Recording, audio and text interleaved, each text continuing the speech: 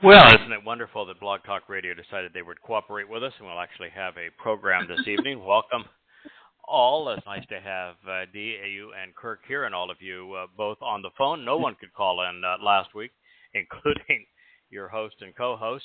We couldn't either. All we had going was the chat room. Maybe we could attempt to do a show one day by the chat room, but I think maybe I just recommend reading the books.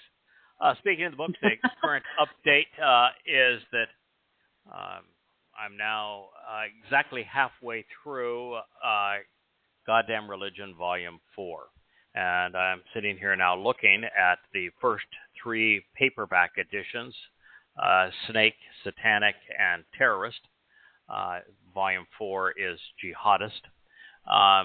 And that's a lot of book, I'll tell you. They're each of them are 825 pages long. At the present moment, the volume 4 is about 830 pages, so it'll have to be trimmed ever so slightly by the time we get through. This is an enormous undertaking. Well over 3,000 pages of analysis of the Quran and Hadith, and it's just very hard to know what to omit because there's just nothing in it that is redeeming. From beginning to end, it is such a dark, dehumanizing, disgusting, demonic, deadly diatribe. Just call it the worst book ever written. It just doesn't do it justice. It is so disgusting. But nonetheless, I've plowed my way through, and I hope that there are readers in Israel that are motivated to read it because throughout they will come to understand the devil that is trying to destroy them. And knowing your enemy gives you a fighting chance on defeating your enemy and being safe from them. So that's where we are. I think it's another 3 weeks, and I will have finished Goddamn Religion 4, and we will move on to Twistianity. The rewrite of the first volume will be actually fun because there will need to be a variation of why you, why me in it, and then a variation of this is the story of Dowd as the Passover lamb and as the fulfillment of Matzah and Bikurim and Shabuah, our role in heralding his arrival on Towrah, his ultimate return to anoint the mercy seats of the Ark of the Covenant on Kippurim so that we can enjoy 1,000 years together during the millennial celebration of Sukkot, followed by a new heaven and earth created thereafter. So it is an amazing story. I look forward to writing that and then getting back to completing Coming Home 3, which is the story of Dowd and his Mizmor. This program, we're going to pick up where we left off now 2 weeks ago, which was discussing the fourth Mizmor. We began with the first, and we're making our way through volumes 1 and volumes 2 of Coming Home. They pertain to Dowd. He was the author. If that name is unfamiliar to you, that is the correct pronunciation, D-W-D, the correct spelling of the name of the individual, unfortunately, who has been renamed David, but there is no I in his name and there is no V sound in the Hebrew language. Dowd is important because it is the Hebrew word for beloved, and that was Yahweh's view of his son.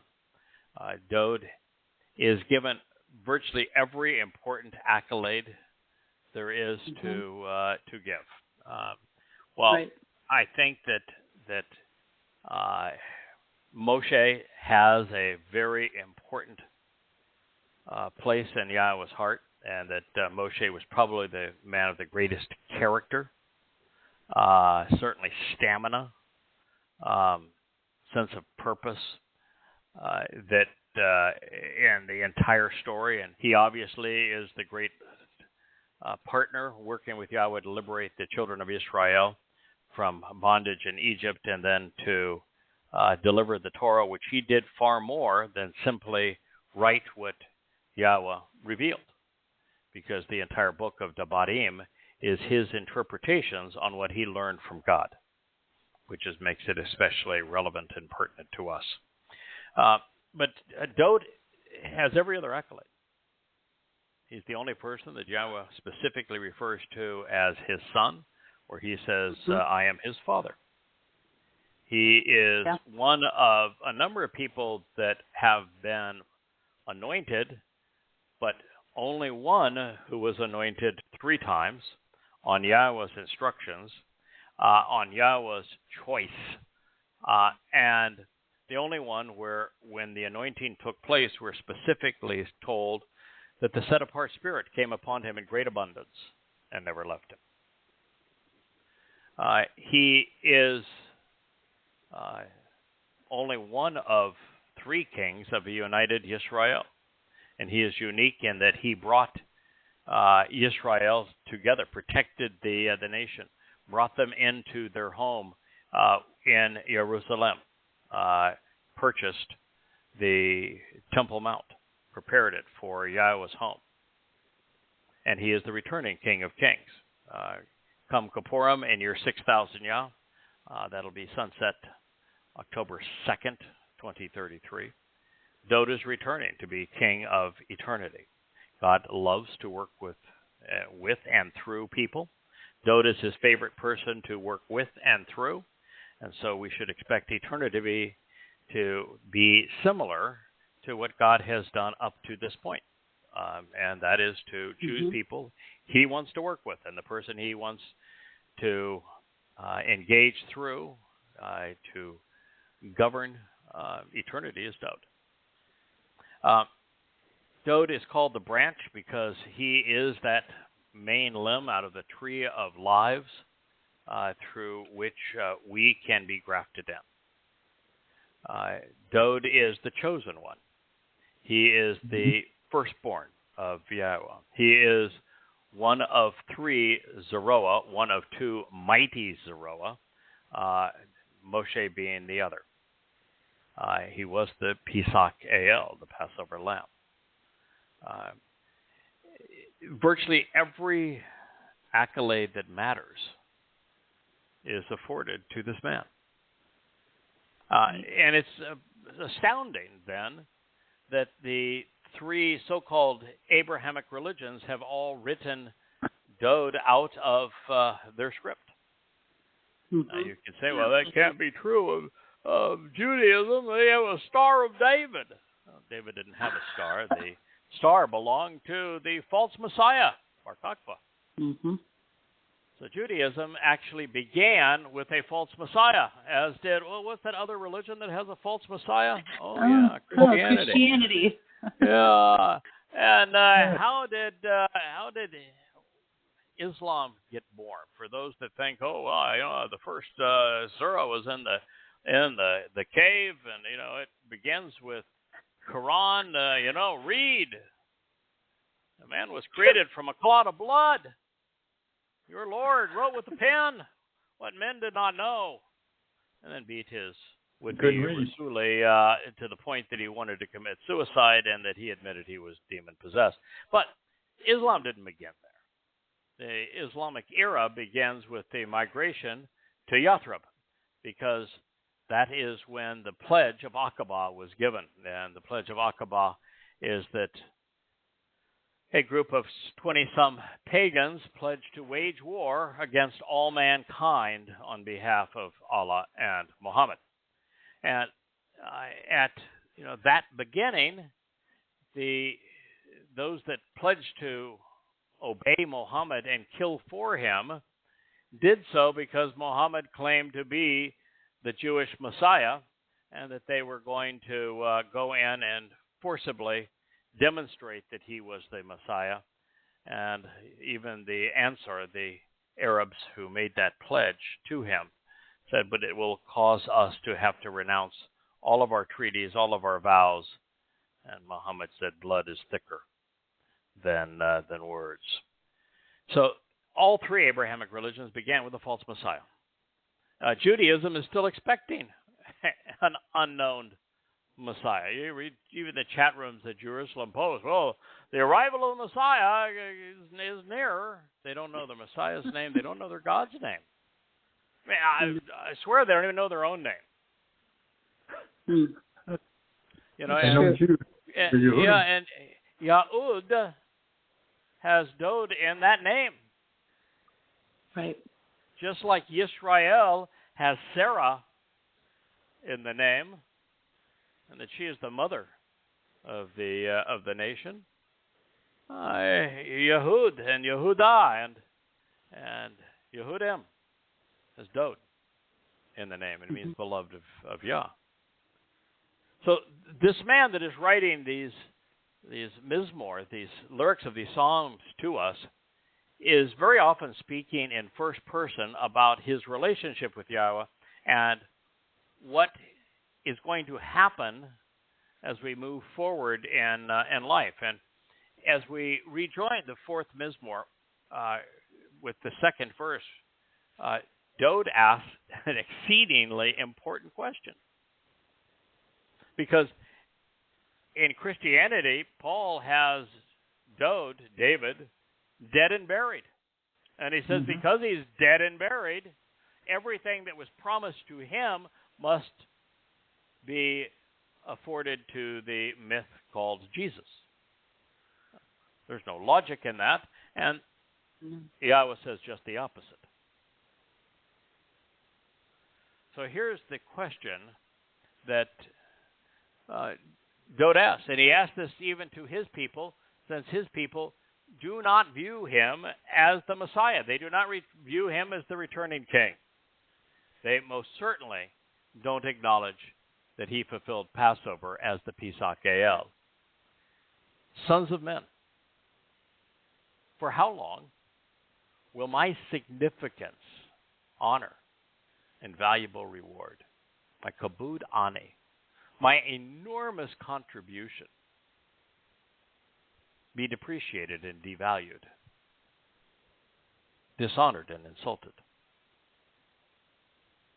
Will you choose to continually love vain delusions which have no basis in fact, seeking irrational lies pertaining to false gods? Pause now and contemplate this.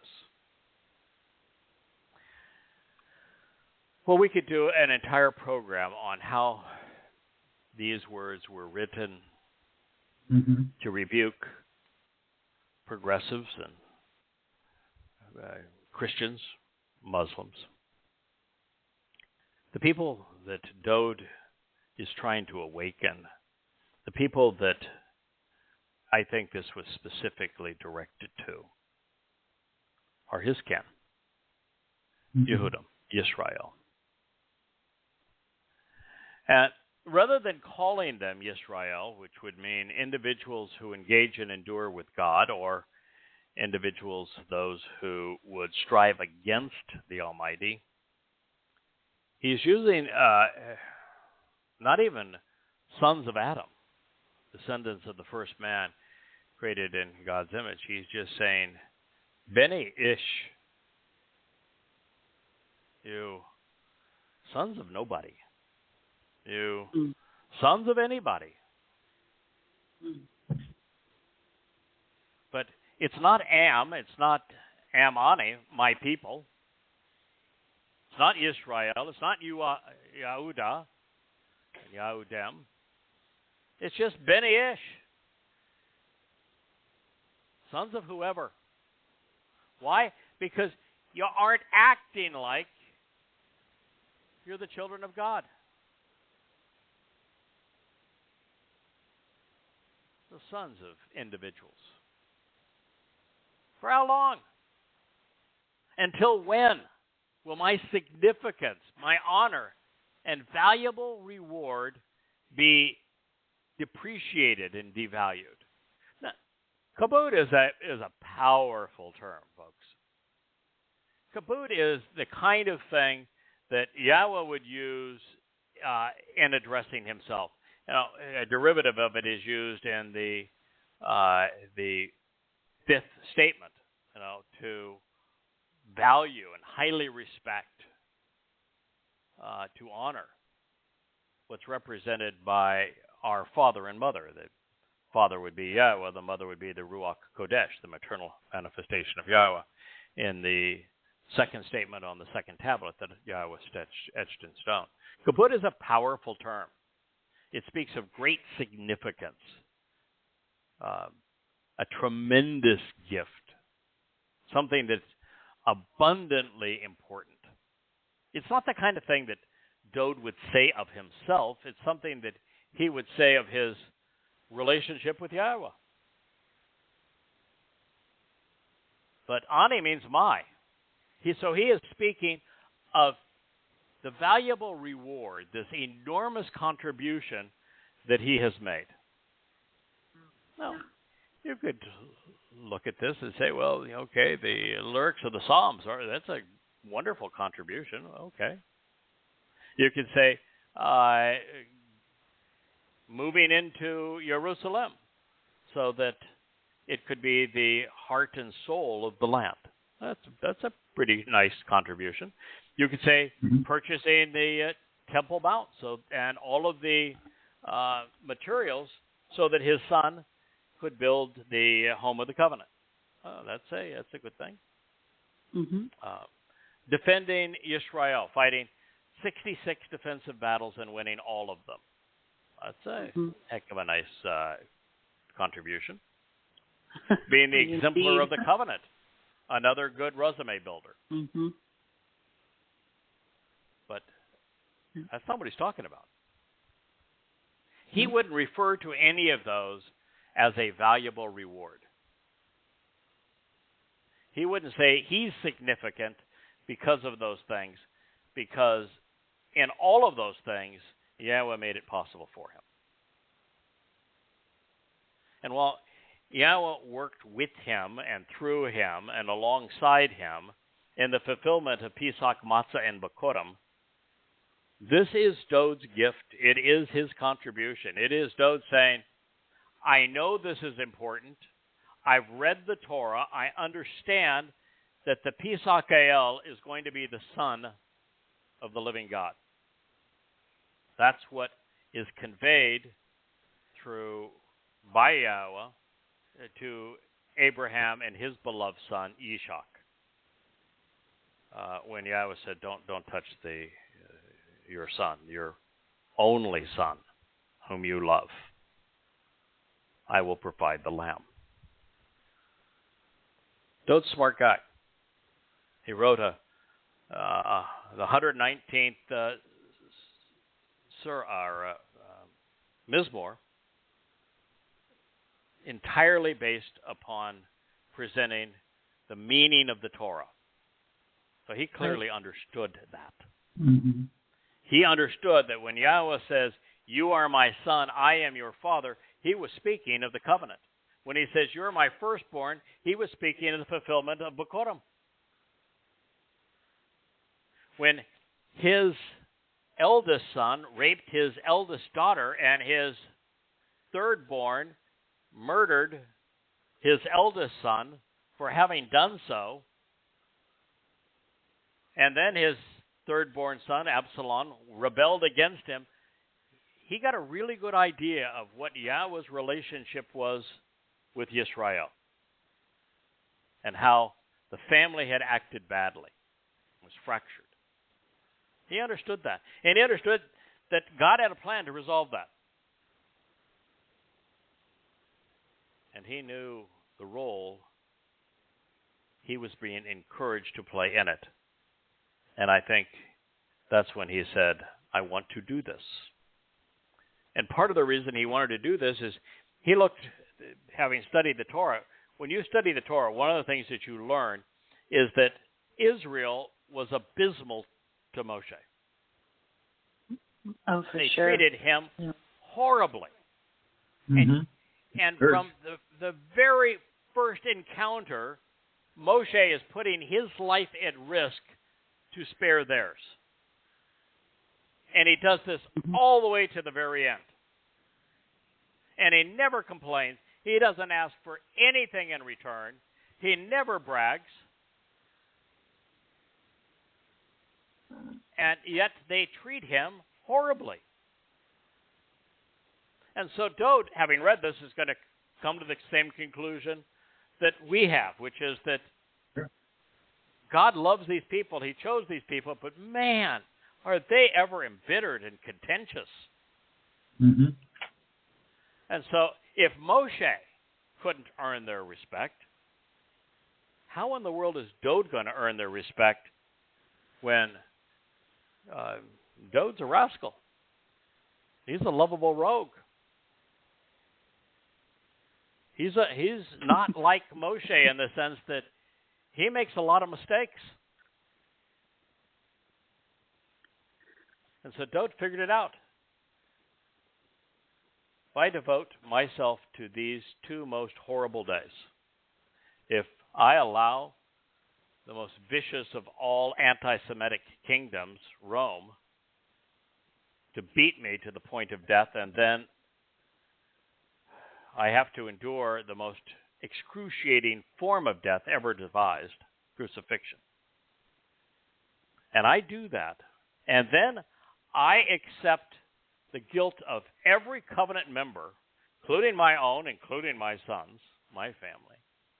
And I take all of that into Sheol and deposit it there, never to be seen again. That's going to be a horrible experience, but it's 2 days. And then for the rest of eternity, I have kabod. I have provided the most valuable of rewards.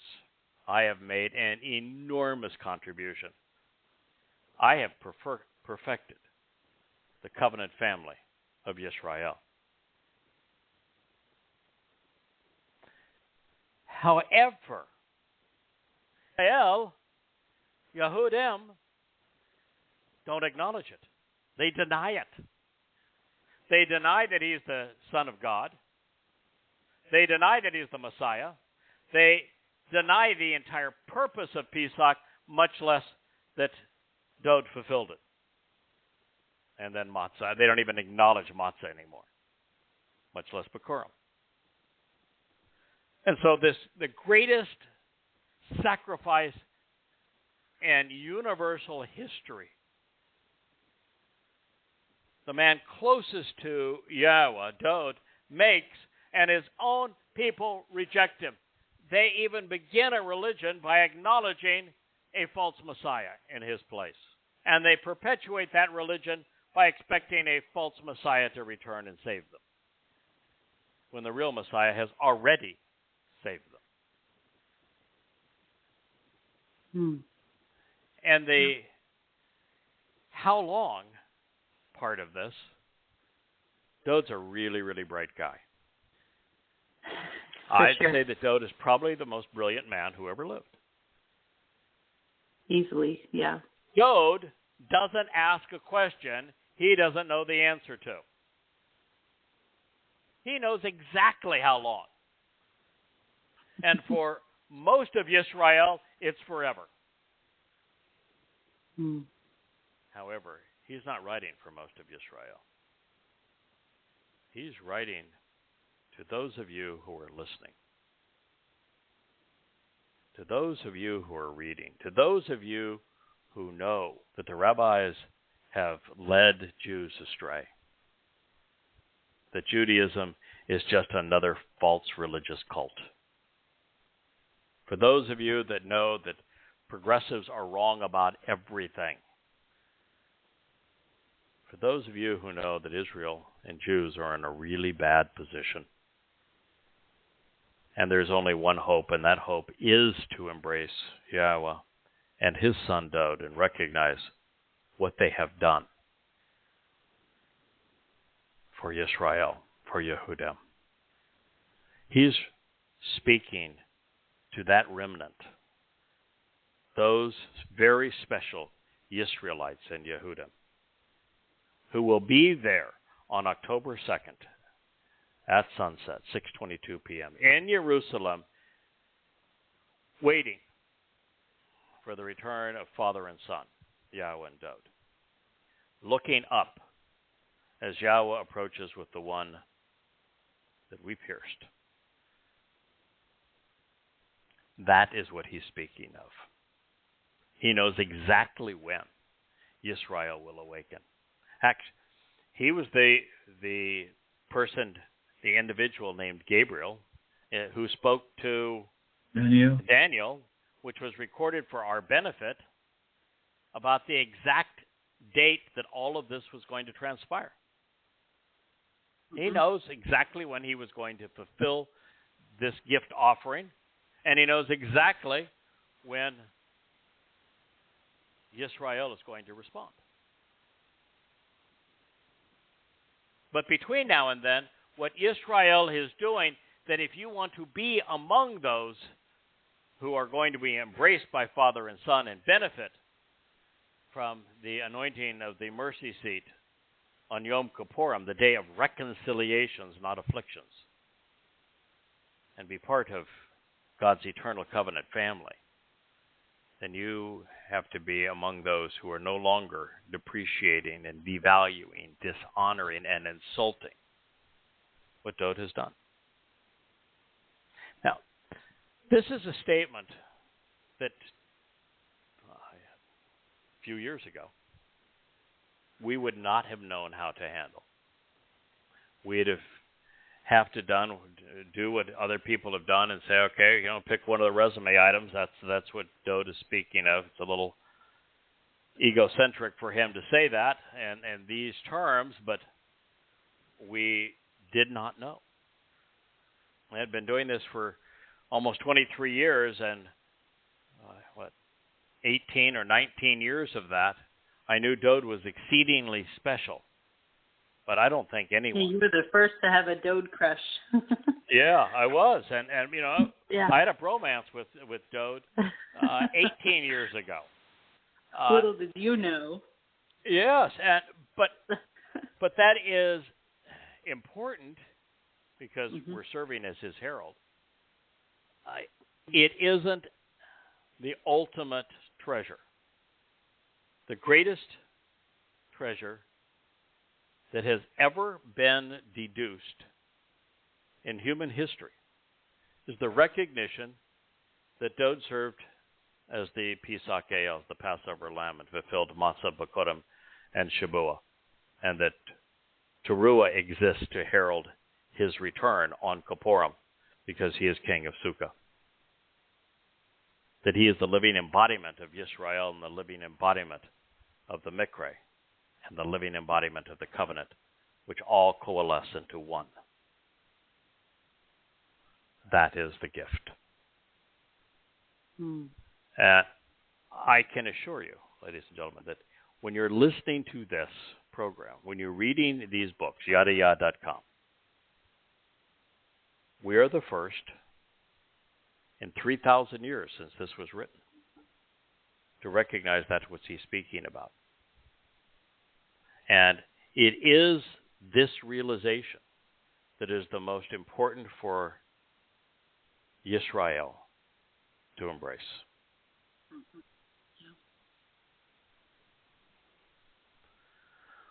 Will you choose to continually love vain delusions which have no basis in fact?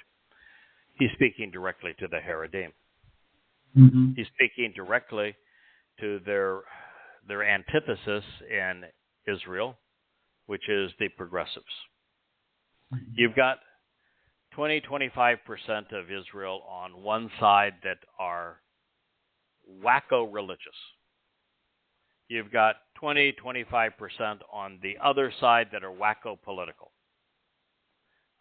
No hope for either. Can't reason with them. Not trying to reach them. Not trying to help them. It's a lost cause. But that still leaves 55-60% of Israelites that at least have hope. that there is a possibility they're going to come to know Yahweh by name, understand what he and his son Dowd are offering, what they are expecting in return, how the Mikre work together with the covenant to provide this entree to live forever with God, to become immortal, to be perfected, to be adopted, to be enriched, to be empowered. So that is what he's speaking of, and he is dressing down Israelite propensity to be religious. Now, I'm not picking on Israel here. I'm actually doing exactly the opposite. As I said, you could take these words and mock Christianity even more vehemently than we're criticizing and yet singling out for redemption Yisra'el. And obviously looking at the four enormous tomes exposing and condemning Islam, we could do the same there. Mm-hmm. But God's interest is his people. If you are a Goy and you're listening to this program, wonderful. You're welcome into the covenant. Same terms and conditions apply. But Rabbinic Judaism is the love of delusions. It was created not back there at the time of Moshe. There was no, well, the children of Yisra'el were religious. That's why they built the golden calf. And then there was the Baal worship and all manner of other religious proclivities that ultimately separated God from Israel, causing their contentiousness.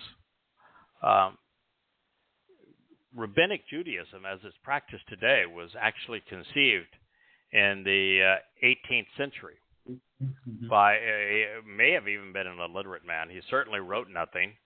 Baal Shem Tov, talking about egocentric, Lord of the good name. That's when it was conceived. It was actually conceived in the Ukraine.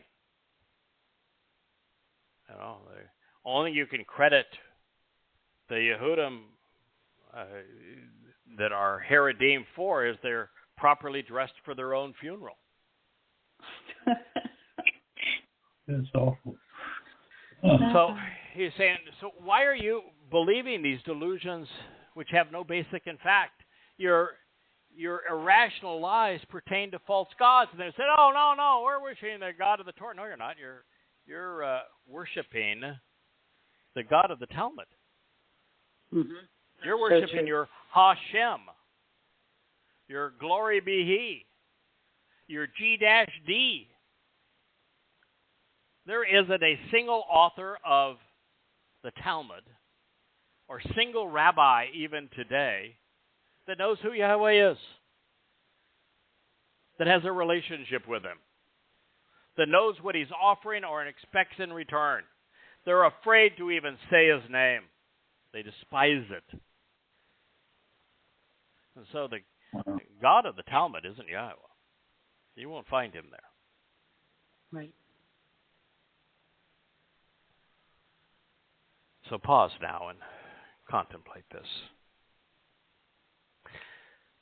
The answer for 3,000 years after this was written, 2,000 years after the gift was offered in year 4000 Yah, 33 CE, it was none. You know, I've been sharing the realization as we talked about that Dowd is the Messiah, he's the Son of God, for now almost 23 years. And during that time, I've served as Yahweh's witness and Dowd's herald. However, that's only part of what he's addressing here, because Dowd, as we've been talking about, is so much more than just the most acclaimed member of Yahweh's family. He was the Passover lamb. I had a member of the covenant, man and wife, asked me this week if I knew when Dowd was born on his second of three lives, and if he had a full life prior to serving as the Yisra'el. And my answer was that I don't know, and I'm not sure it matters. And I think, Dee, you commented and said that there are indications that 30 is the magic number, that he could very well have entered the world as a 30-year-old in this case. Dowd on his third life. Yeah, that was his. Yeah, that was the second of his third anointing. He was 30, and that represents the second of his three lives here on earth. And I can assure you that when you look at his first life, it began at 8, and 8 is the number of infinity of forevermore with Yahowah, and so Yahowah picked a son that was 8, representing affinity, and in the second he was 30 years old, which is be the logical age for him. So he'd have 3 years prior to fulfilling Pesach, and wouldn't even need that long, because it really doesn't matter. So we're not told because it doesn't matter, or you can say we are told because the second anointing, he was 30 years old. But in this particular case, there were two aspects of Dowd that mattered. One was his bashar, his physical body, which is interesting because I serve as a bashar, which is a corporeal herald, a person who conveys the good news about another. And it was the bashar, the corporeal body of Dowd on his second life, that served as the Yisra'el. Once it was beaten by the Romans and crucified by them, then it had served its purpose, and Yahowah destroyed it. There was no Christian cross. There was no Jesus Christ. There was no Easter Day. It was the fulfillment of Pesach, and there was no resurrection because the body was destroyed that night. It was a celebration of Pesach. And then the following day, Dowd's soul, which is the next important part of this plan, his nephesh, carried our guilt with him into Sheol to deposit it there. It's a black hole, never to be seen again, making us appear perfect in God's eyes because we no longer have any guilt associated with us. The next day, he became the living embodiment of the title that God loved the most for him, which is firstborn son.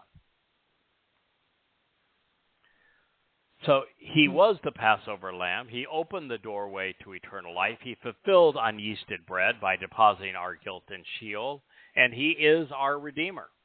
He's the one who led the way to the fulfillment of the Mikra.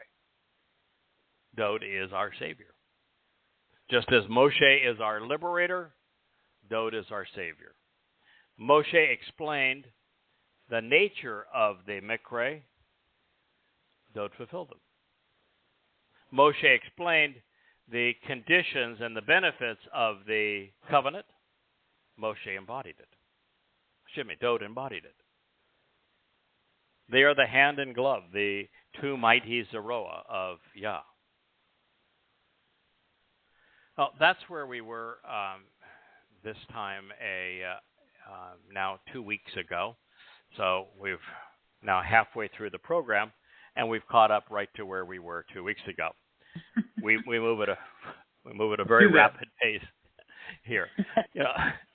And I'm laughing, but I'm not apologizing because when you know the answer to these questions, if you know what Dowd is talking about, and you actually know why he's posing these questions this way, then you're home.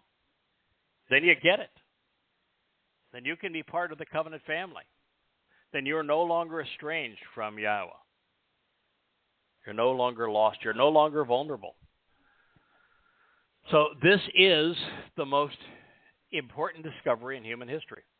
And it was hidden right out in the open, available for everyone to see. And unlike a relic from our past, this realization will not only infinitely prolong your life, but it provides direct access to God. And we're giving it to you. All right, now we're moving forward. Of your own volition, free will and all, come to know and understand. Oh, one of my favorite words, yada. Of your own free will, choose to realize, becoming aware, acknowledge, and make known.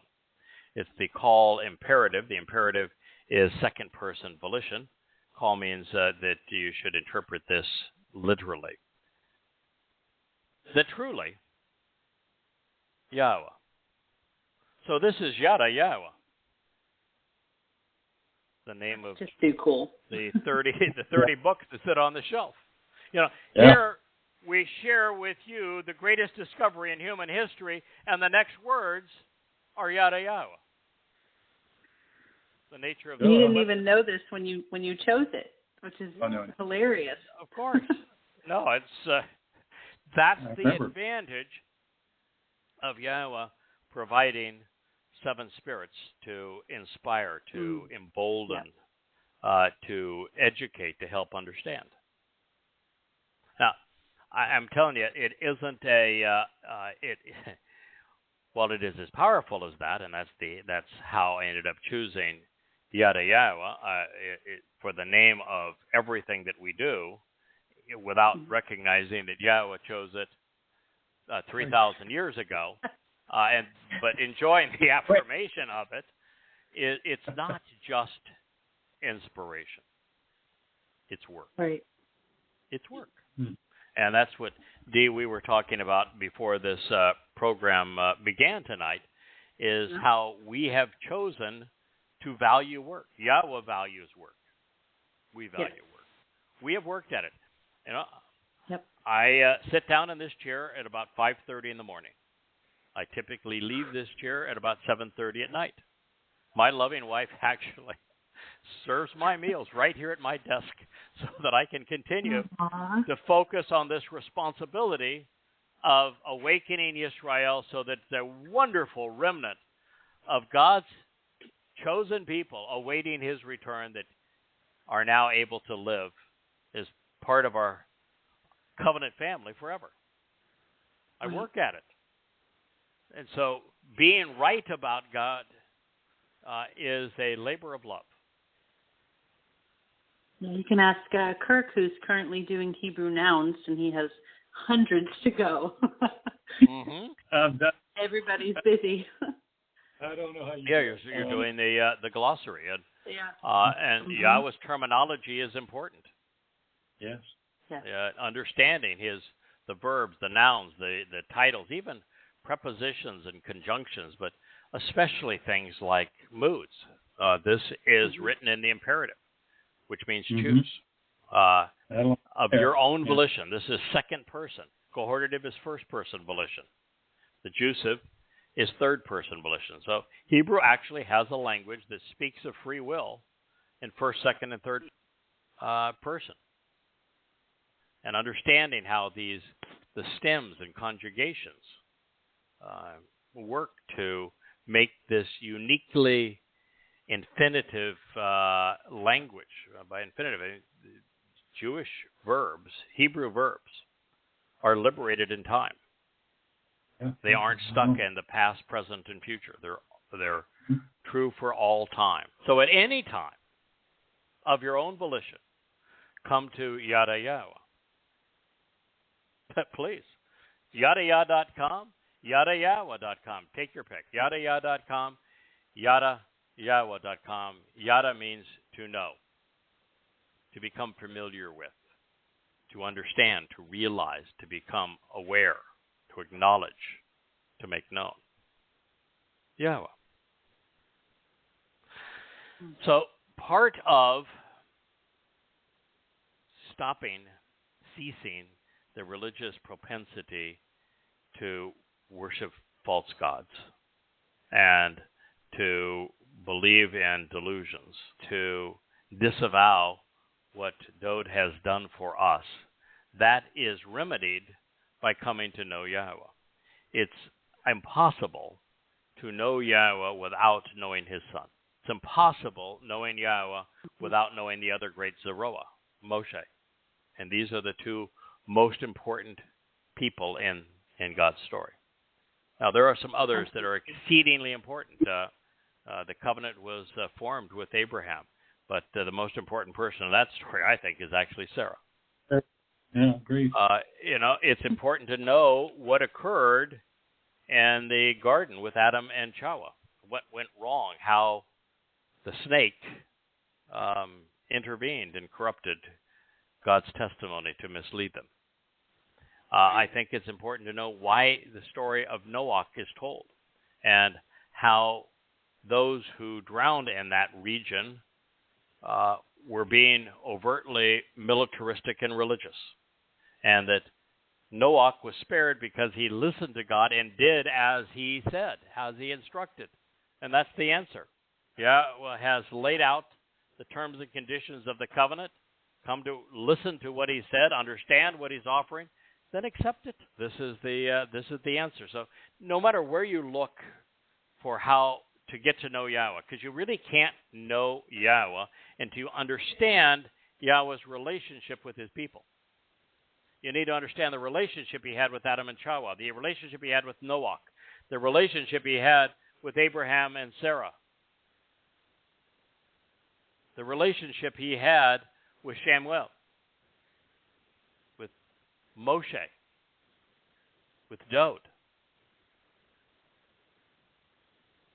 And I think even today it helps this remnant of Yisra'el come to know the relationship Yahweh has chosen to form with us for your benefit. So of your own volition, come to know and understand that truly Yahweh has distinguished and will deal differently with the steadfastly loyal and magnanimous one, the set-apart one, who is realistic, compassionate, authentic unto himself and on his behalf. Yahweh listens when I call out to him. Wow, that's quite a list of things there. Of your own volition, understand that truly Yahweh has distinguished, and he's going to deal differently with. He has made a distinction, designating as set apart and distinct, even admirable. Now, this is a very important concept in Hebrew. It's conveyed here through the verb palah. It's normally conveyed through the adjective kodesh, which means to set apart. The spirit, the ruach, is the ruach kodesh, set apart spirit. All of Yahweh's moed mikra, these invitations to meet with God during the year, are kodesh. They're set apart. Yisra'el is a people set apart. The Torah is set apart. The land is set apart. Yahweh's name is kodesh, set apart. Well, palal is a verb that conveys an aspect of set apart, which is distinguished and different. Yahweh is not going through all of this revealing who he is and blazing this path to him and articulating to us how we can take advantage of it for everybody. He's not. He's conveying the terms and conditions of his covenant family and the moed mikra invitations to meet with him that enable us to capitalize upon it for those who are distinguished, different, set apart. Now Dee and I began this program talking about how Dowd and all of us have fractured families. Mhm. I mean, the number of families where everybody gets along on every level is exceedingly rare. Now, Dowd's family was highly fractured. And so what God is saying is that if you want to be part of his family, and Dowd is communicating this, then you need to be someone who isn't like everybody else, part of this broken world, set apart unto him. And that's how we, by the way, I was in a horrible marriage for years, and the way that I survived it was because I immersed myself in Yahowah's testimony and sharing Yahowah's testimony. It's one thing to learn, and that's a wonderful thing. It's another thing even to write. But it is when you can share insights about God that your life takes on meaning, that it becomes joyful and productive. Whether you're sharing it, social media, or you're sharing it insights that you have with all of the tools that we have today to make things broadly known.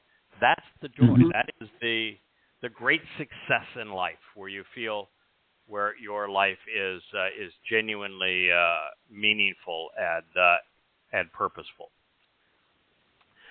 And so this now is saying that he has distinguished and will deal differently with the steadfastly loyal and magnanimous one, the set-apart one who is realistic, compassionate, and authentic.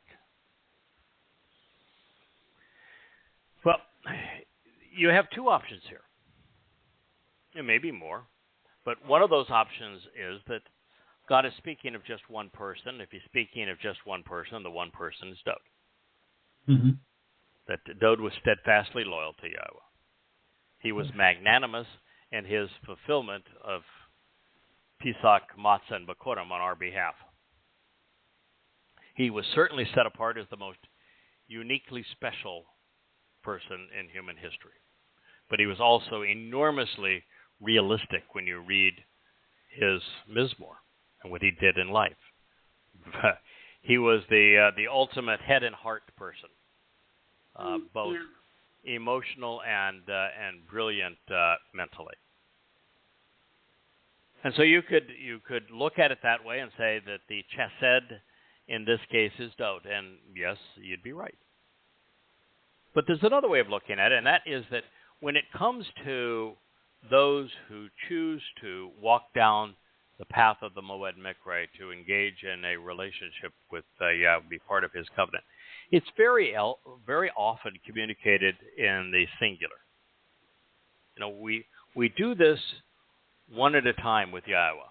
When we come through in the end, and we're kind of the part of the family. The family is many, but our approach to God is us walking away from religion and politics, the babble of humanity, and coming to God individually through this process. And many have had great success in encouraging others, family members and others, to join them. But every individual makes that choice on their own. And so this could be those who are steadfastly loyal to Yahowah. You know, the covenant members who are devoted to making Yahowah's return with Dowd a wonderful celebration. Either one of those are options. And then it says... I know a guy like that. Yeah. In our lifetime. Yeah, certainly... That definitely includes you. Yeah, I've tried. And it's... You could probably criticize a bunch of things, but one thing you couldn't criticize is steadfastly loyal. And I don't think you could criticize Magnanimous in the sense of 23 years of 10 to 14 hours a day and give it all away. You know, go to the Yada Yahowah website and find a donate to us button. Go to the Yada Yahowah website and find where you have to pay for any one of the 30 books sitting on the shelf. Because you can't. Now, some might say it's free because that's what it's worth. I beg to differ. It's worth your soul. Yeah, that's a stupid comment. So I think, yes, we do qualify as steadfastly loyal and magnanimous. And when you realize that we were the first to come up with the proper pronunciation of Yahweh's name in, well, maybe 2,000 to 3,000 years. We were the first to understand that there were 5 benefits and 5 conditions of the covenant.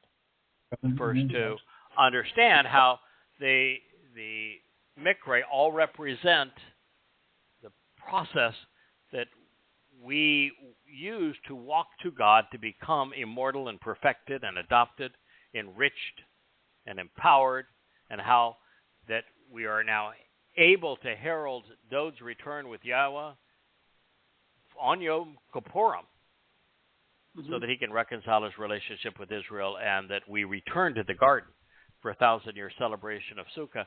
Not only the first to understand what each of these dates represent, but also know exactly when they have been fulfilled and will be fulfilled in our immediate future.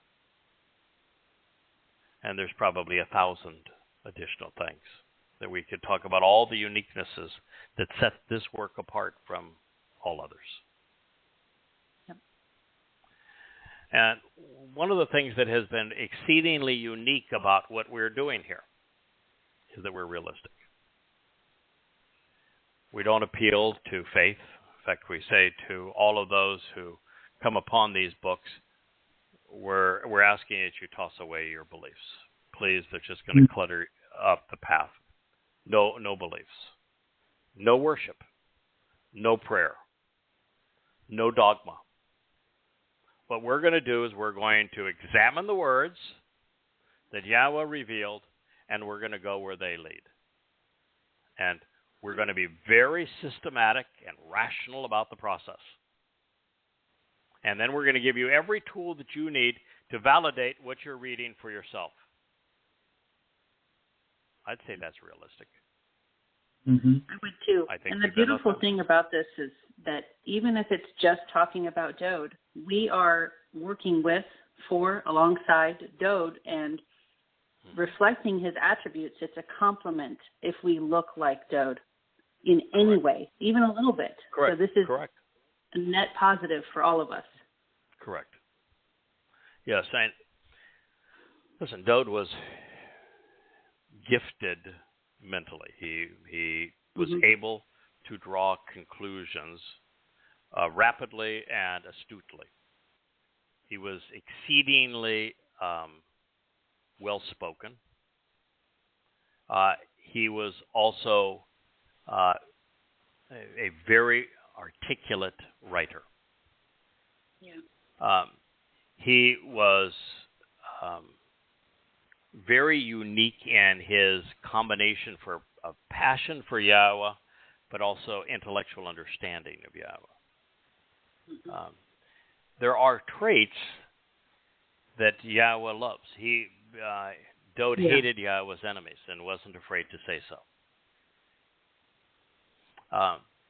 There are traits that Dowd possesses that I think we have mirrored, we have reflected.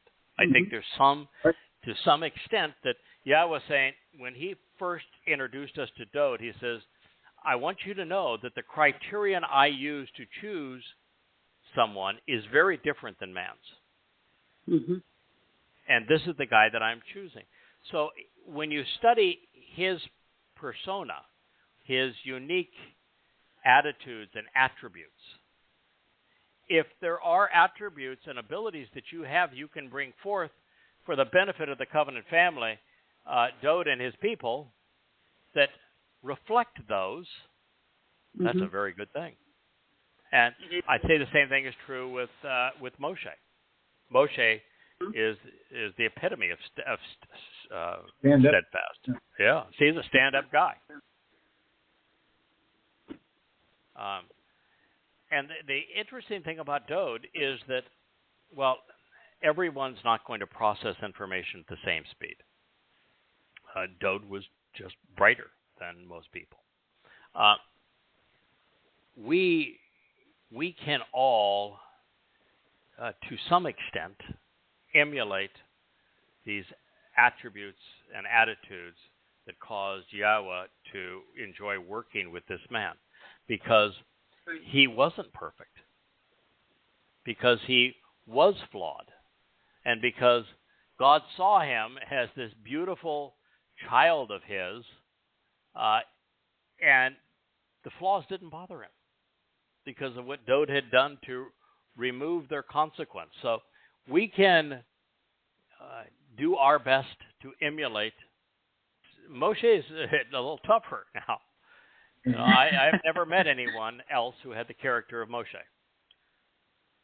So Moshe is exceedingly valuable, but tough to emulate. I don't think I would even advise or encourage somebody to try to emulate him. But you can, Dowd. You make mistakes. And this thing finishes by saying that all of this, of your own volition, come to know and understand, Yada Yahowah, that Yahweh has distinguished and will deal differently with the steadfastly loyal and magnanimous one, the set-apart one who is realistic, compassionate, and authentic, unto himself, Yahweh, H, capital H, and on his behalf, concerning the approach to him. So all of this realism and authenticity, this tremendous compassion and steadfast loyalty, is all directed unto the capital H, him, and the lowercase him, Father and Son, Dowd and Yahweh. Now, this next part is something that there may be only two people in all of human history that can make this next statement. And it is Yahweh, when I call out, when I kara ani to him. So Yahweh Shema listens when I call out to him. You see, that is the antithesis of the rest of the way the rest of us relate to Yahweh. Mm-hmm. I listen when Yahweh calls out to me, calls out to us. I listen to Yahweh. That's my life. Every day I listen to Yahweh, and I try to convey what he has shared with us.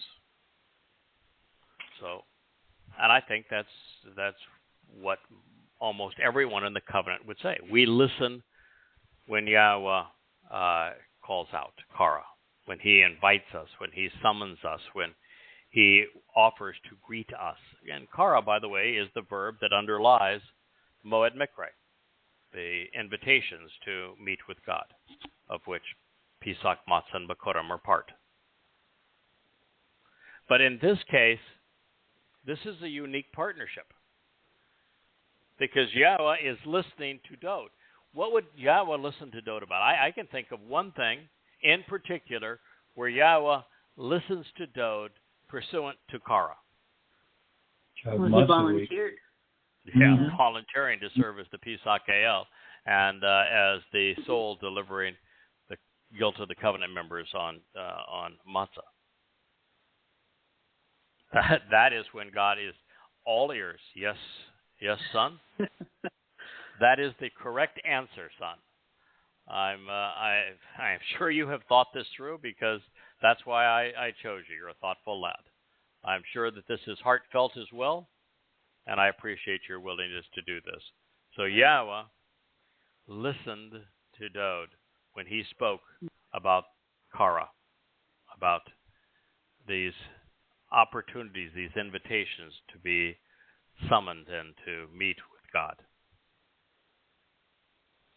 That's a heck of a clue as to what he was talking about earlier, don't you think?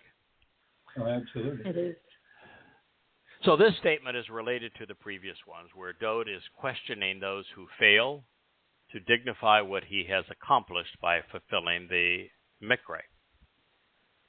To keep from annoying him and aggravating his father in this way, he suggests a different approach. Get to know him. Become cognizant of the fact that God has distinguished him above all others. He alone was afforded the distinction of serving as the Pisach. Only Dowd was sufficiently authentic, magnanimous, to endure the ordeal of matzah. To serve in this way would require character and courage far greater than any other mortal could muster. And we've talked about this, that listen, if you look at the accolade, he's going to be king forever. And a lot of people would say, oh, yeah, I want to be king. Wouldn't that be great to be Dowd and have God choose you king? No. Read the Torah. Look how horrible a job that is. No. And then for Dowd to realize nobody can do this job unless you got something uniquely special. And what could be more uniquely special and valuable than being the savior of everyone who is your subject? If you have walked the walk and talked the talk, and you have fulfilled what was necessary such that everybody else who is enjoying eternity with you and your kingdom is there because of you, well, then you've earned their respect. However, I wouldn't want the title. I wouldn't want anyone. Well, there's one of Dowd's titles that it's one that I share in a minor way, and there's one that I covet, and that we should all covet. He was the Son of God, and the covenant family, we all become sons and daughters of God. So there's nothing wrong with desiring that title too. Sure. But all the rest of them, Dowd can have. But the idea of serving as the Pisach and the fulfilling matzah is so far beyond what we could imagine doing, that he was the one man who was motivated and understood what was necessary, had the passion and the courage and the capability to do it. That's why he was called the Gabry'el. That's why he's Gabriel, the most competent and courageous man of God.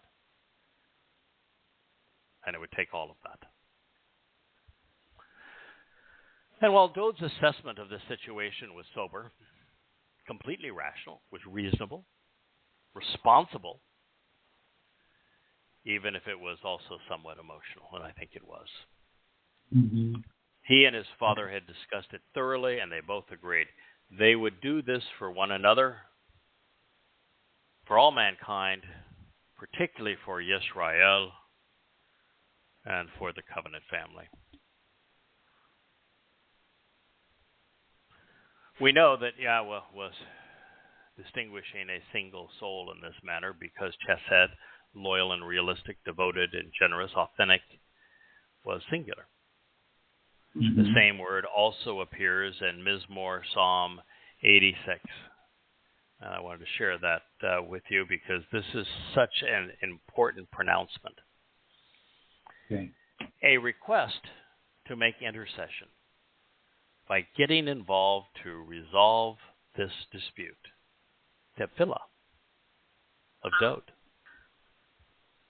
Incline your ear, Yahweh, showing your desire to answer and respond to me, testifying regarding my affliction, Anna, Annie, on behalf of the unpretentious and straightforward who have been disenfranchised and persecuted and need me.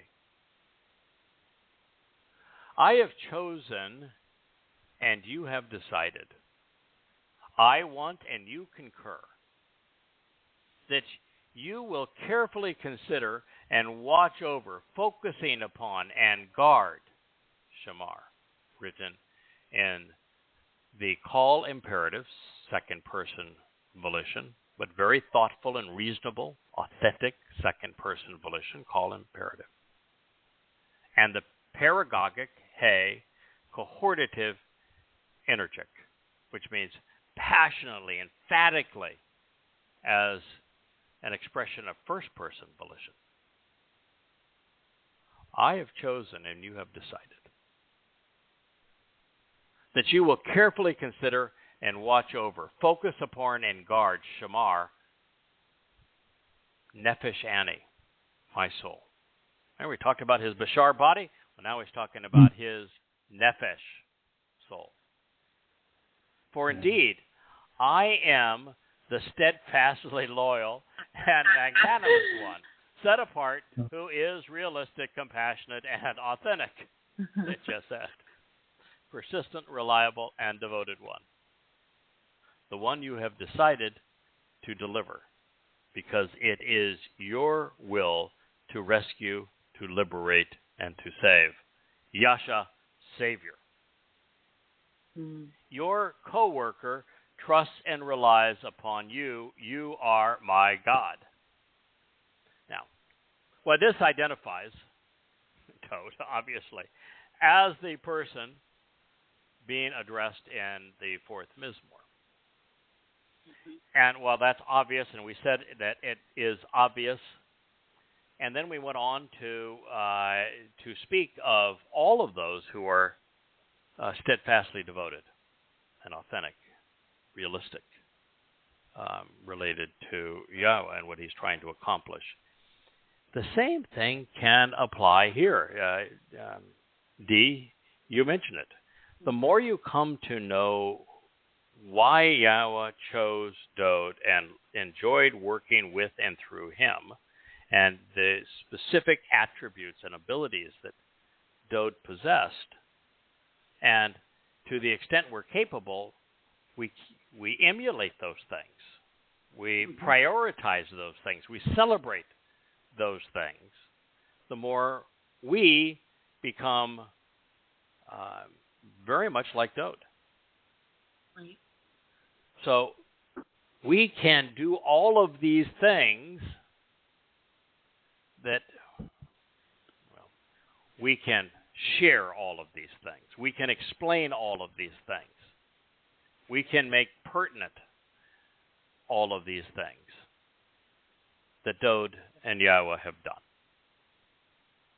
by emulating this. But clearly, I heard you chuckling there. It's just so obvious that when you read this, that okay, he is speaking of Dowd, but every time that Yahweh speaks prophetically of Dowd or speaks of Dowd's characteristics, which are these, we should always apply it to our own lives. We should always apply it to Yisra'el, 100% of the time. It's what we should do. Whether God is saying something that is favorable or negative, it's almost always favorable as it relates to Dowd. It is essential that we come to know what not only pleases God, what God enjoys and celebrates, but also the characteristics that Yahweh likes to deploy in people to fulfill the work that he wants done. Because ultimately in life, we have lots of little responsibilities. You know, we've been parents and we have had businesses, and we have spouses and loved ones. We have responsibility, but our ultimate opportunity is to work with Yahweh, to make a contribution to something he wants done, and to do so by coming to understand what are the characteristics of Moshe, what are the characteristics of Dowd, what were the characteristics of Yah, Isaiah. Exactly. That Yahweh enjoyed, that Yahweh capitalized upon, that Yahweh was able to use effectively and become useful in your life. It's, we all go through happy moments and dark periods, and, I can tell you that I've had, 5 years of pure joy these last 5 years. But, I've gone through headaches and heartaches as well. And, sure. And the thing that is the most helpful when it comes to having the single most valuable asset in the world, which is a good attitude, particularly pertaining to God and his people, is to learn and then share. Make a contribution that helps other people. This coming to know what we're sharing here and then conveying it, being part of the family who is sharing this with Yisra'el, so that the homecoming on Yom Kippurim is all that Dowd and Yahowah want it to be, so that when it's occurring and you can look over and see Yahowah and Dowd and recognize that part of that joy is because you made the effort. And that they know that you made the effort. And that for all of eternity, while Dowd has this for all of eternity, the ultimate respect of having fulfilled Pesach, Matzah, and Makodim, and is the reason that the rest of us are there, that's as good as it gets. We can also spend our eternity knowing that our Father is pleased with us because we tried. We made a genuine effort. Mm-hmm. Absolutely. On behalf of his people. It's the ultimate attitude enhancer.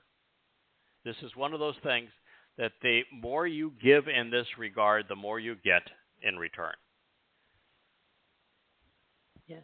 And Dowd, in this regard, was the ultimate giver. So indeed, Dowd's nefesh is Chasyd, authentic, reliable, realistic, and generous.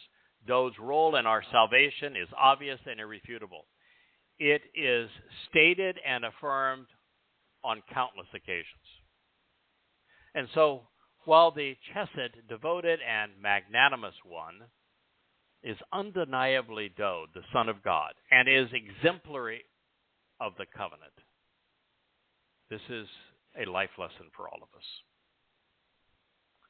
Because of what Father and Son have achieved, those who model even a modicum of the Chasyd and Yada toward Dowd and Yahowah will receive in kind, becoming God's children. We choose our acquaintances and our spouses, but not our parents or our children.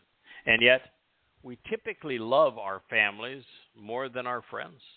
Husbands and wives commonly divorce, but not from their kids. Mm-hmm. I share this because of something quite remarkable. God allows those who will become his children to choose him. Yeah, isn't it amazing? Yeah. While he likely reaches out and initiates a relationship with those he wishes to befriend, surely recognizing that they have the greatest likelihood of becoming members of his covenant family, our inclusion is our option. When it matters most, we get to choose our father and mother.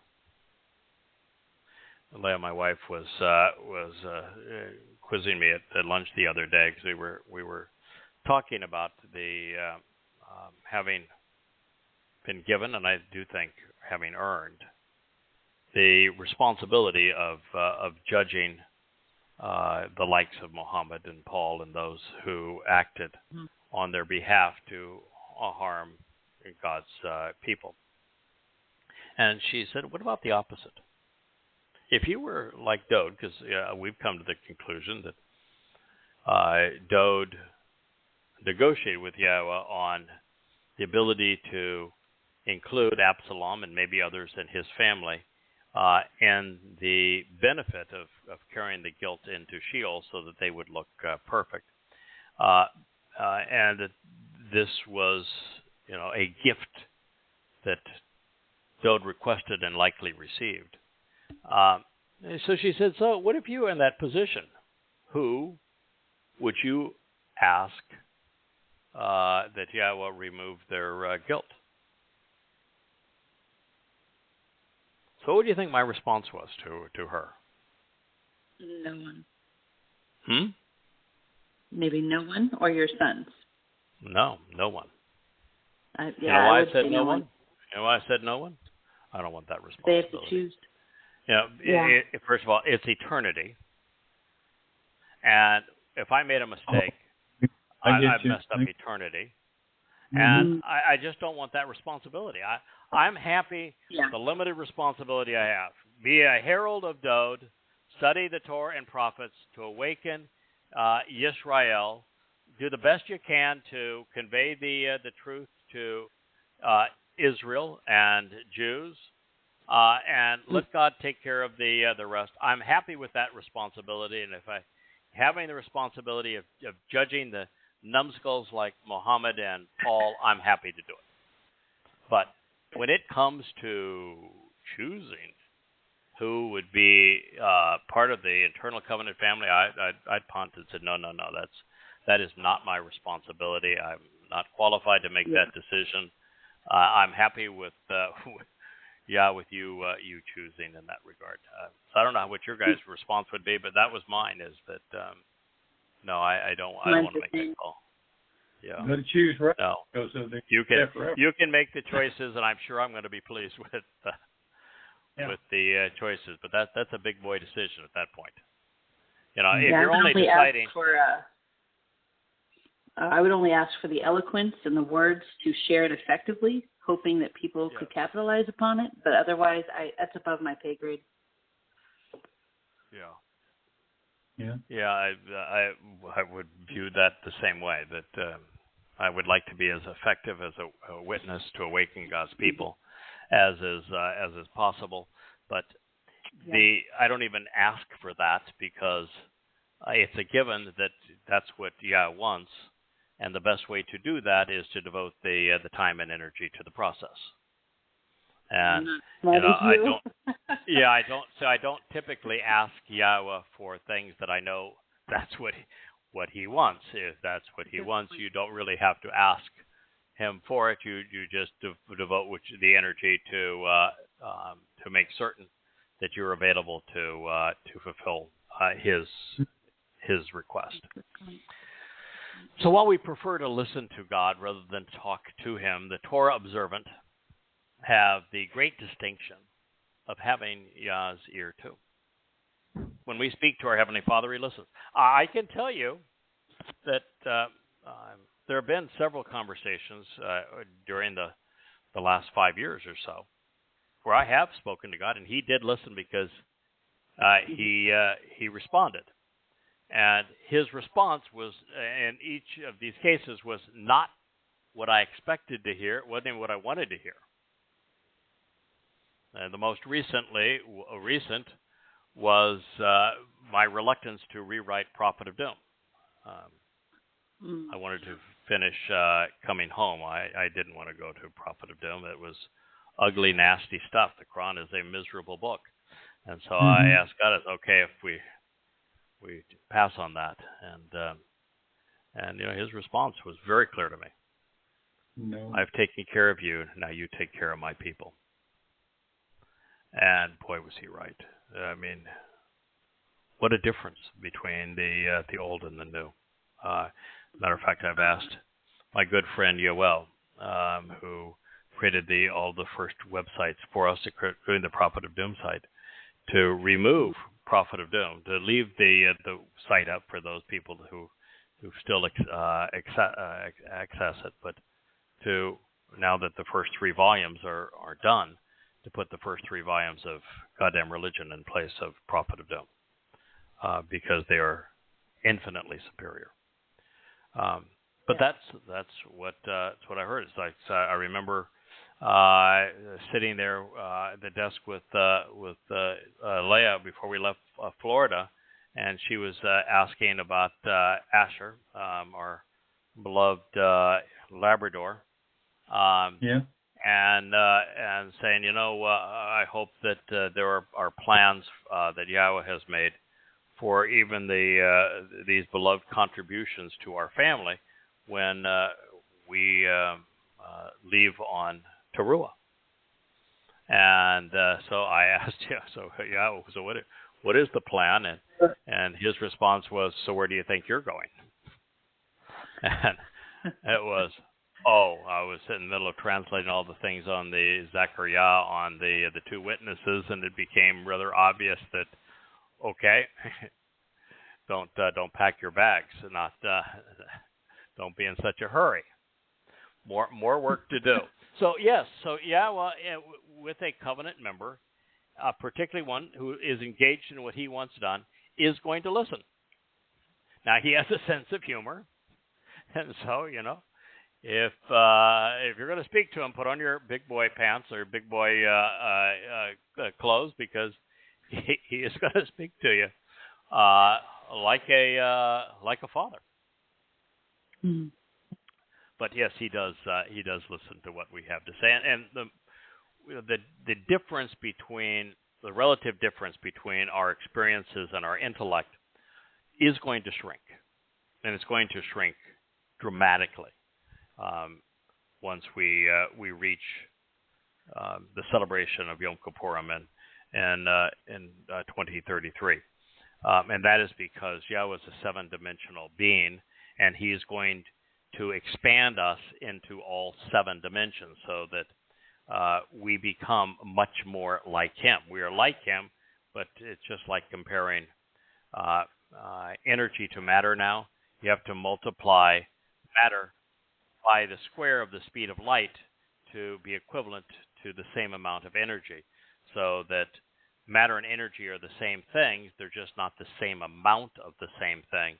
When we go from being physical beings with a soul to being energy-based beings with our soul, God's going to increase us by an infinity times infinity times infinity times infinity, as we go from 3.5 dimensions into 7 dimensions. So this is what we have in store. And when we have the Torah placed inside of us, God's guidance placed inside of us, and we are elevated in all of those dimensions, then we're going to be in a position where we can speak more intelligently with God without embarrassing ourselves, and share things with God that are particularly meaningful. Right now, we probably sound like a 2-year-old when a 2-year-old is chatting, with mom and dad, or with an uncle or something of that nature. That will change. I look forward to that. Yes, I look forward to that. So no more embarrassment. So this we are within 10 seconds of ending the broadcast part of the program. We are going to share one more passage from the 4th Mizmor during the recorded part, because most people do listen on the phone. They will still be able to hear it. And as we say, about 90+% of the listeners to this audio program on yadayah.com listen to the archives at their convenience, and this is still recording. So it says the following: of your own accord, you should all be agitated and angry, anguished and astonished. Choose to be perturbed, provoked, even enraged, showing your intense displeasure, and not miss the way. Choose to declare your conscience based upon your intellect, and thus from the heart exercising good judgment, continuing until you lie down. Then be silent and rest. Pause and contemplate this. This is kind of like me telling now 6.5 months ago, I'd rather continue doing, I wasn't trying to shirk my responsibility. I was going to go back to coming home and finish volume 3 and say, now, I really don't want to do that prophet of doom stuff. And God said, put on your big boy pants. We've got something to do. It was, I've taken care of you. Now take care of my people. That's saying the same thing. God is here in a more eloquently than I've phrased it, but it is that we should be upset at the rabbis, at progressive leaders, and how they have misled so many Jews over the years. We should be upset with the likes of Muhammad and the likes of Allah and the likes of of Jesus Christ and Paul and Peter and the Christian New Testament and the Talmud and the Quran. We should be angry at these things. We should be angry that people don't understand the harm that they cause.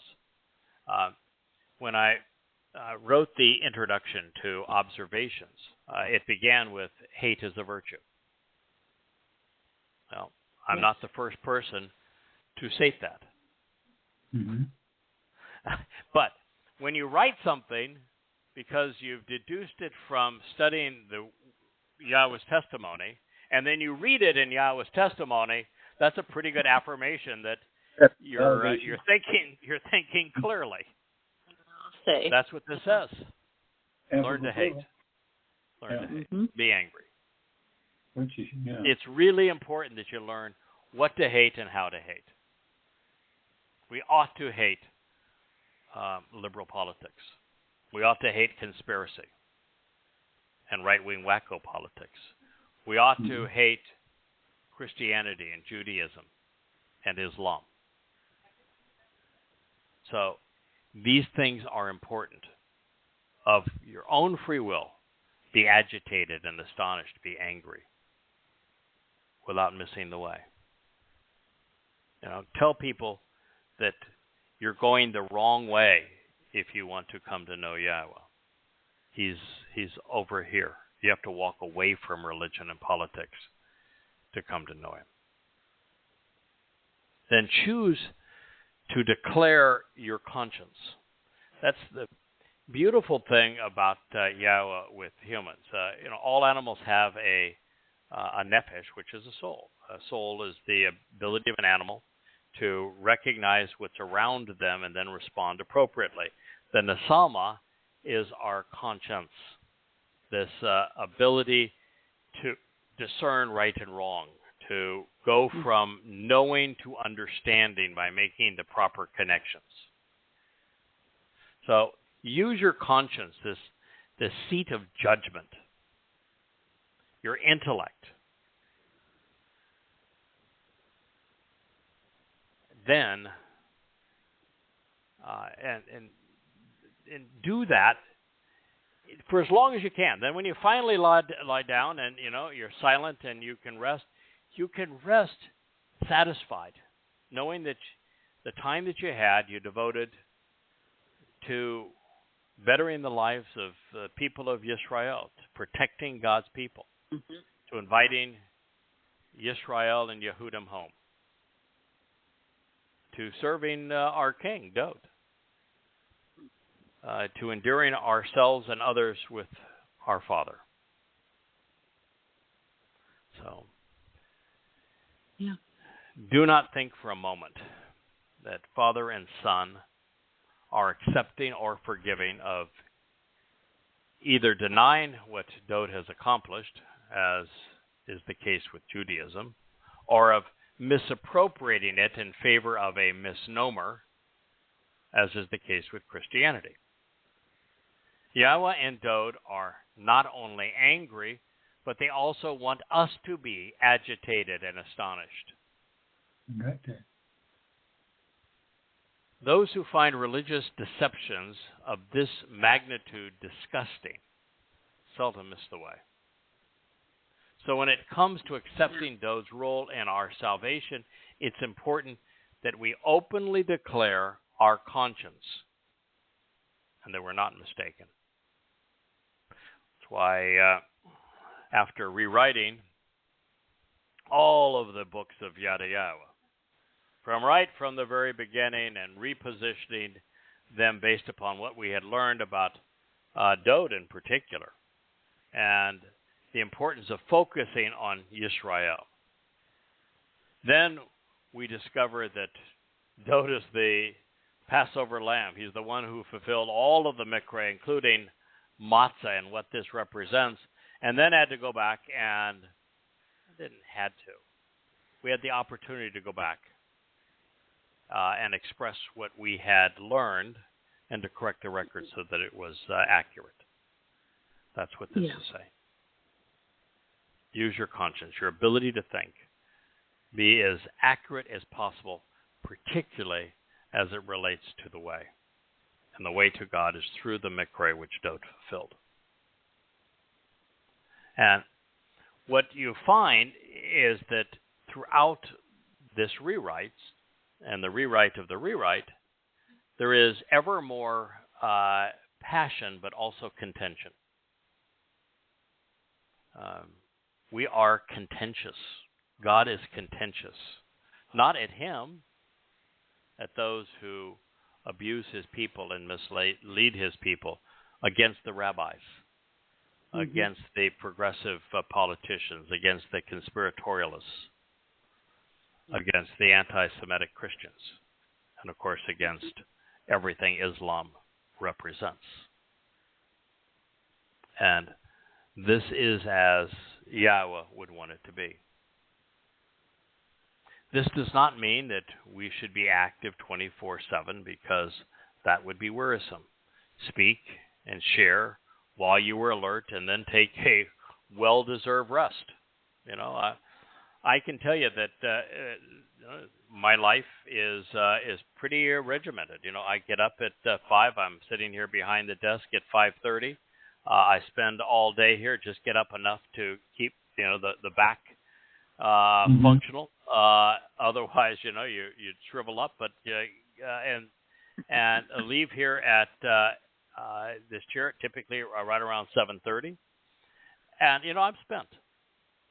I might spend 15 minutes. We have a massage chair that helps relieve some of the aches and pains of sitting in a desk chair for that long. I might watch a mindless movie of some sort just to unwind at the end of the day. But you guys have visited us in our home. You know that we are not night owls. 9 o'clock, 9:30, man. We're toes up in bed. I function better. I can tell you on 8 hours sleep. There is a lot of thinking that goes through the day.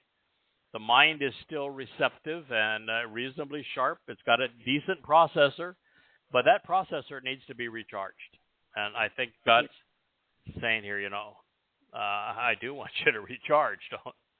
Don't work yourself to a nub. You're no good for anybody at that point. So go when you can, take a rest, and then go again. Yeah. Is what God is saying. Well, that's probably a good place for us to end for this evening. And Kirk, D, you got thoughts you want to share before we close tonight? No, the last piece of information about knowing what to hate, and we've been talking about it a long time, and it's probably one of the things most people are critical of. When you said it the first time, doing a lot of shows a long time ago, and but you have to know. If you can't hate people who are killing other people and killing their soul, more importantly than just their body, God, what's wrong with you? You missed the whole boat. Yeah. The soul. It's so amazing how wonderful the gift that Father and Son are offering, and it's there for the accepting. And God wants so very little from us, and everything he wants for us is actually in our advantage, to walk away from the corrupting influence of politics and religion, to stop trusting on the institutions of man and start relying on him, to walk to him and allow him to perfect us, to closely examine and carefully consider the very terms and conditions of this relationship, and to circumcise our sons so that we raise our children to be part of God's family. And Dee, you have done the two most active women in the covenant have done such a marvelous job of this, both Dee and Jackie. So that their children, and in Jackie's case, it's not only her children, but her children's children are part of the covenant. She sent us a picture during Matzah where Leah had decided to have fun with matzah. We have fun with all of the Moed Mikre. They're even though we know what Dowd endured to make it possible, he's not looking for us to share in that misery. He wants us to accept the joy of what was accomplished. And so she took homemade matzah. She makes her own. And we live on a tropical island. So she, the matzah, rather than just being, kind of large and round like tortillas, but, matzah's a little thicker than that, her homemade. She took little stamps, and we had palm tree matzah, and we had sun-shaped matzah, and all the kinds of things that we'd see on a tropical island, a dolphin matzah.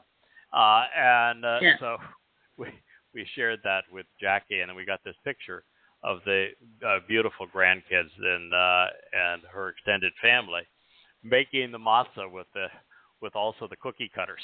And you just look at that picture and you say, this is what makes God happy. Yeah. This is what happens when you live in the covenant family the right way. And you just see the joy in those children's faces and how wonderful it is to be part of her family. And that's not to say that she doesn't have aches and pains like all the rest of us. She does. But what joy also that she celebrates. So what God is offering is indeed lovely. And for us, they're all benefits, even the 5 things that he asks for us to do in return for the benefits of the covenant. And so it's a particular shame that rabbis have misled Yisra'el so that they don't know the purpose of Pesach.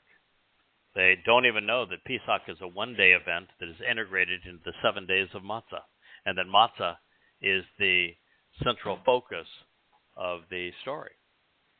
It's the prime purpose where we are perfected, and that as a result of Pesach and matzah, we're prepared for Bakurim, where we become God's children, and that the Shabuah celebrates the revealing of the Torah 7 sevens later, but it also explains the benefit of the Torah, which is to enrich and empower and enlighten us, which is the benefit of Shabuah. But we're not being enlightened and empowered for no purpose. The purpose is to serve in the fulfillment of Towrah, the next of the Moed Mikre, the first that has not yet been officially fulfilled, but is being fulfilled in your listing. It's one that pertains to Dowd, but it's not Dowd doing it. It's us doing it on behalf of Dowd so that we serve as his herald, announcing his return and announcing what he has accomplished by fulfilling these Moed Mikre. Because at this point, we only have 10 years left until their return, and these 10 years are going to be tough. Yeah. This is the time of Jacob's troubles, and boy, did it change radically. First with COVID and the world's response to COVID, where we never thought that people would so willingly give up their freedoms and their livelihoods, and it just destroyed economies around the world and changed people's whole outlook on freedom and responsibility, and then that's followed by October 7th, 2023, when all hell broke loose in Israel, and recognizing that that's a harbinger of far worse fulfillment to come, and how it unleashed horrible anti-Semitism around the world. And so we have 10 years of deep anguish for Jews and for Israel, all ending in this triumphant return of Father and Son on Yom Kippurim. So that's where we are. That's what we are about. We invite Yisra'el to listen and to be part of that remnant that greets the Father. And even better than being part of the remnant on that day is being part of the family who invites more and more Israelites to the ultimate family reunion. The sooner you're part of the solution, the more wonderful the solution will be. Here. Yeah. All right, Dee, it was lovely having you here. I heard that your daughter was asking for her mommy right before the show began. She seems to have given you the space to do the program, so now you get to go and take care of your wonderful family. Thank you. You guys have a great Shabbat. Yeah, have a wonderful Shabbat. I look forward to being with you next week. Good night. Y'all too. Good night, Dee. Good night, Craig. Good night, Craig.